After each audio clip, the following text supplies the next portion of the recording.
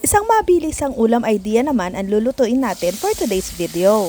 Nagpainit na nga tayo ng mantika at inilagay na natin ang carrots. Kasunod naman ay inilagay na natin ang mga chicken breast. Nilagyan natin ito ng paminta, chicken powder at onion leeks.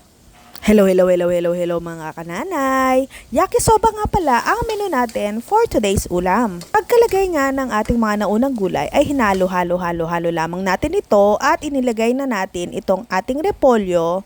Hinalo-halo muli natin ito at isinunod naman natin itong red bell pepper at puting sibuyas. Muli ay hinalo-halo na naman natin ito. Half cook lamang ang gagawin natin sa ating mga gulay at pagkatapos ay hanguin muna natin ito at iset aside. From the same kawali ay maglagay naman tayo ulit ng mantika at ilagay naman natin itong 2 balot nating yakisoba.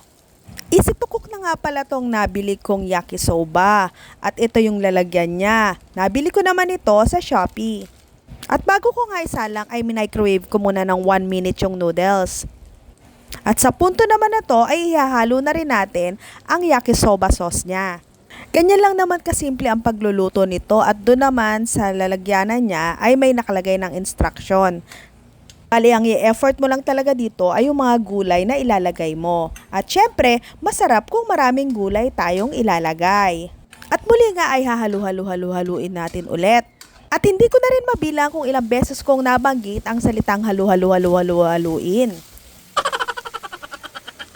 At pagkaluto nga ng ating noodles ay inilagay na natin itong mga niluto nating gulay.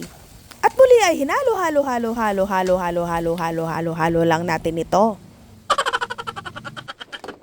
At ayan, luto na. Ganun lang kabilis, di ba? At bilang kapartner naman ng yakisoba natin ay nagprito din ako ng chicken. Siguro sa buong araw na to puro chicken ang ulam namin. Yung yakisoba may sahog na chicken breast, tapos may fried chicken. Tapos kaninang tanghali ang ulam namin ay chicken biryani. Tapos nagbiryanda ako ng isang saging na saba at isang itlog ng manok. Ay naku naman, ewan ko na lang kung di pa ako lumipad nito sa mga susunod na araw. At eto na ang aming ulam ideas for today. Nagpasangag ako ng kanin, gumawa ako ng gravy, yung yakisoba natin at fried chicken. Kainan na!